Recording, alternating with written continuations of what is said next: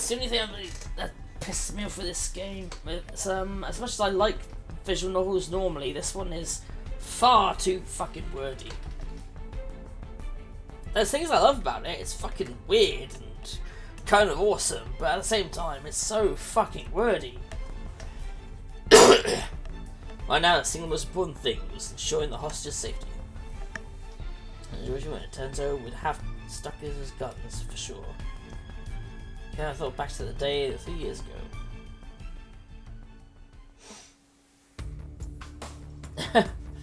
Burglar had shrimps over inside a financial office and doused the place in gasoline. Kano had just been put on police box duty and was ordered to the scene because his box was just down the street from the standoff. Nobody is assigned to a detective's post right after graduating from the police academy. Detective positions can be quite hard to come by. Candidates are selected for detective training only after accumulating enough experience working in the local police box. Being a small type of neighborhood station manned by only a handful of officers. Oh yeah, I've seen those in different animes and things. Several officers are surrounding the building, keeping close tabs on the situation. The suspect was shouting nonsense at the entrance to the first floor. Things were getting heated. The crowd of alarmed onlookers had started to form as well. "Step aside," a voice said suddenly from the midst of the throng. The middle-aged man, rumpled business suit, approached Kano and as he hovered nervously at the edge of the scene. "Sorry, sir," Kano said. "You have to stay back for your own safety." He didn't usher the man back into the crowd. A non-noticed look crossed the newcomer's face. He spoke in a low voice. "I am Detective Tatino from the Shibuya precinct. What's the situation?" "Oh, sir, I'm so sorry." "Yes, of course," Kano stammered and then quickly explained.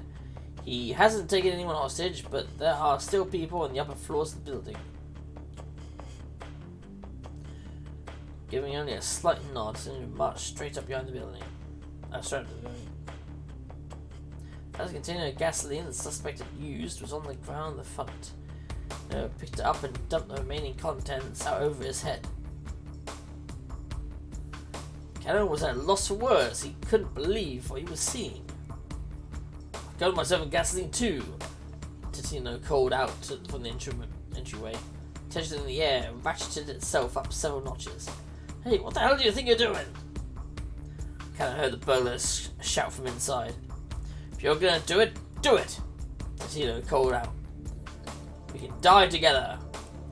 And he walked into the building. All Kano could do was watch things unfold through the plate glass window.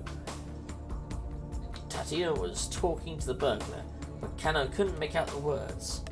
He was clutching a lighter in his hand, trembling. His expression was like that of a frightened child. Then he slowly approached him and took his firm, shaking hand. The onlookers erupted in cheers and applause.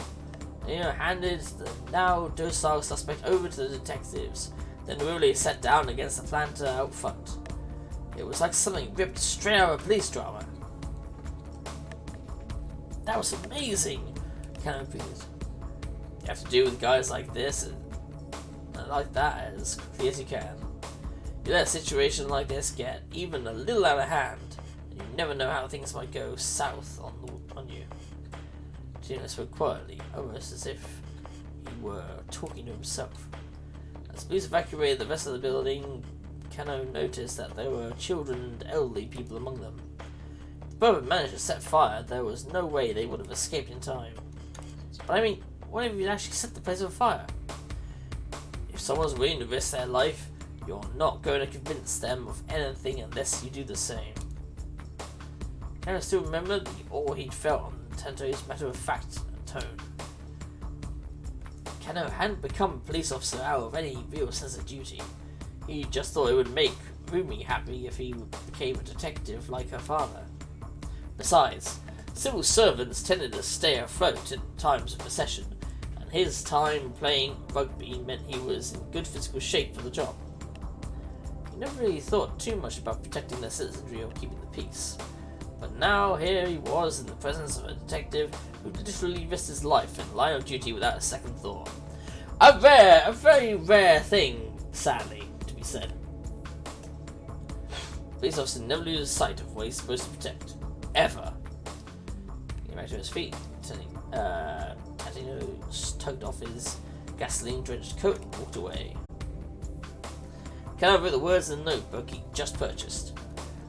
Thus, the Dick Diary was born.